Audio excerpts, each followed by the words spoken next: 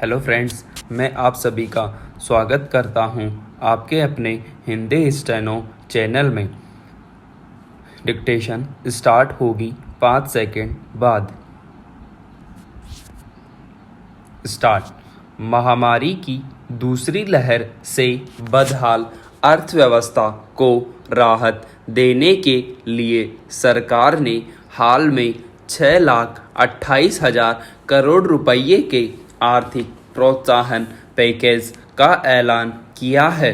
इसके तहत स्वास्थ्य और पर्यटन क्षेत्रों व छोटे कर्जदारों के लिए कर्ज गारंटी योजना के अलावा आपात कर्ज सुविधा योजना की रकम 3 लाख करोड़ से बढ़ाकर 4.5 लाख करोड़ रुपये कर दी गई है।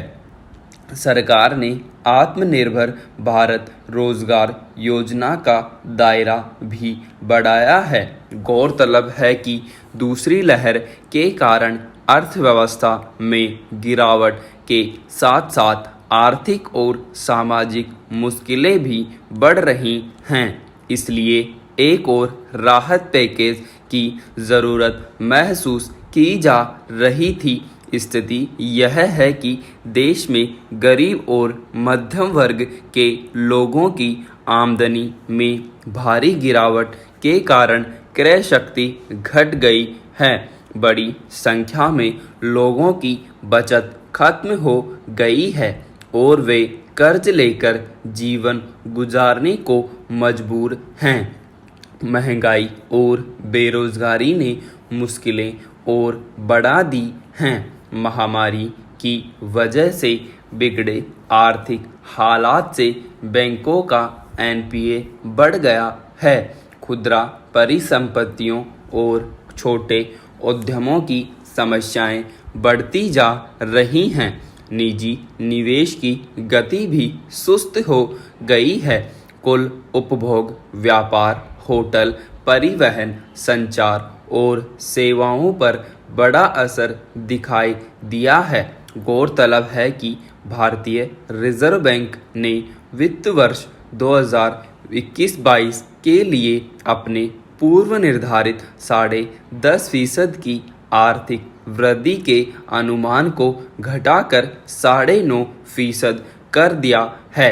भारतीय स्टेट बैंक ने भी आर्थिक वृद्धि के अपने अनुमान को घटाकर 7.9% कर दिया है, जो पहले 10.4% था। वित्त मंत्रालय की रिपोर्ट के मुताबिक टीकाकरण में युद्ध स्तर पर तेजी लाने से महामारी के दुष्प्रभाव से निकलने में मदद मिलेगी।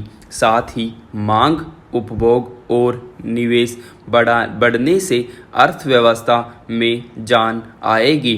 वैश्विक वित्तीय संगठनों व क्रेडिट रेटिंग एजेंसियों की रिपोर्टों पर नज़र डालें तो पाते हैं कि इन रिपोर्टों में भी विकास दर में कमी आने के स्पष्ट संकेत है।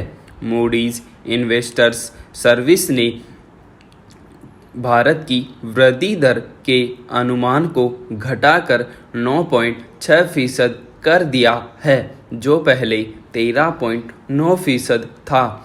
रिपोर्ट के मुताबिक आर्थिक संकेतक बता रहे हैं कि दूसरी लहर ने अप्रैल और मई में भारत की अर्थव्यवस्था को बुरी तरह प्रभावित किया है।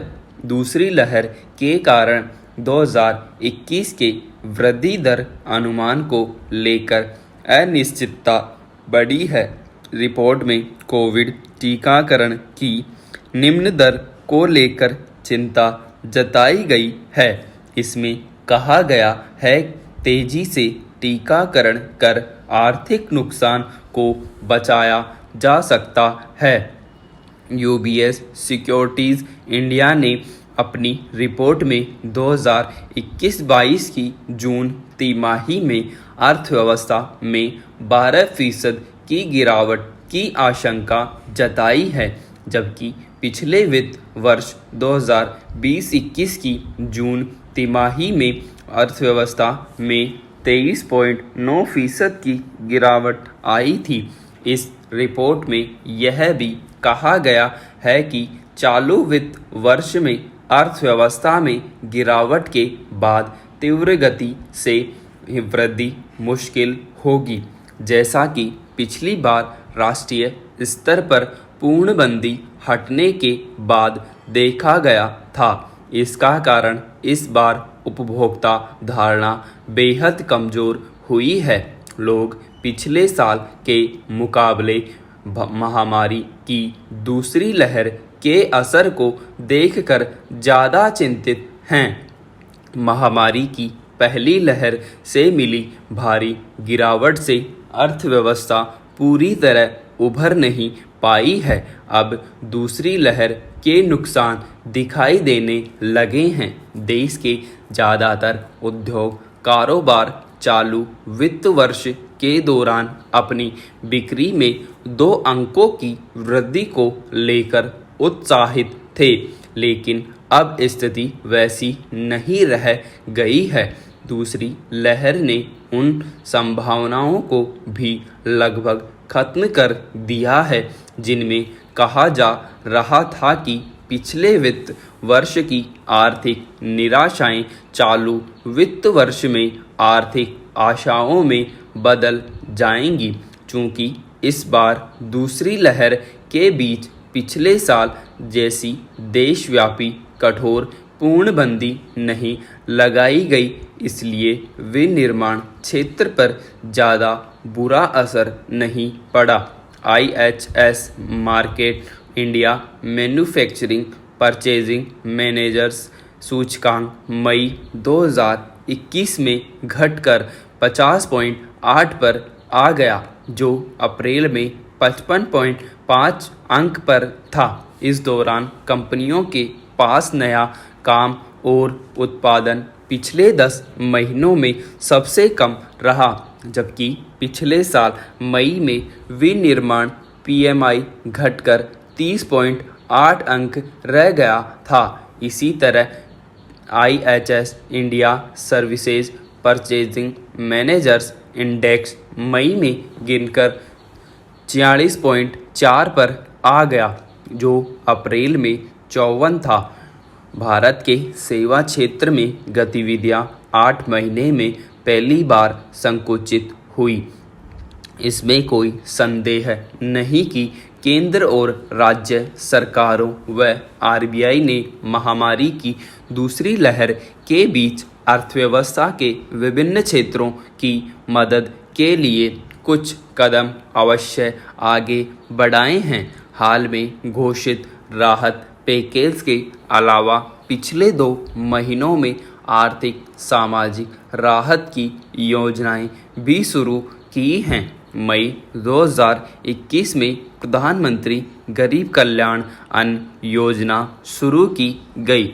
इससे 80 करोड़ लोग लाभान्वित होने की बात कही जा रही है। प्रधानमंत्री गरीब कल्याण अन्न योजना पर 26,000 करोड़ रुपये से ज़्यादा खर्च होंगे। यह भी महत्वपूर्ण है कि RBI ने व्यक्तिगत कर्जदारों और छोटे कारोबारों के लिए कर्ज पुनर्गठन की जो सुविधा बढ़ाई है और कर्ज का विस्तार किया है, उससे छोटे उद्योग कारोबारों को लाभ होगा। इस नई सुविधा के तहत 50 करोड़ रुपये तक के बकाया वाले वे कर्जदार अपना कर्ज 2 साल के लिए पुनर्गठित करा सकते हैं, जिन्होंने पहले छूट की अवधि या पुनर्गठन का लाभ नहीं लिया है। स्वास्थ्य क्षेत्र की वित्तीय ज़रूरतों को पूरा करने के लिए RBI ने 50,000 करोड़ रुपये की नकदी की व्यवस्था की है। इसके अलावा केंद्रीय बैंक 4 जून को पर्यटन, होटल और विमानन जैसे क्षेत्रों के लिए 15,000 करोड़ रुपये के नकदी समर्थन की घोषणा कर चुका है। अर्थव्यवस्था को पटरी पर लाने के लिए टीकाकरण की सफलता जरूरी है। केंद्र की सबके लिए निःशुल्क टीकाकरण नीति के तहत अब 18 वर्ष से अधिक उम्र के सभी लोगों के लिए निःशुल्क टीके लगाए जा रहे हैं, लेकिन इस वर्ष दिसंबर तक सबके लिए टीकाकरण का लक्ष्य पूरा करने के लिए प्रतिदिन करीब 90 लाख टीके लगाने होंगे। अब तक आबादी के 5वें हिस्से को टीका लग चुका है।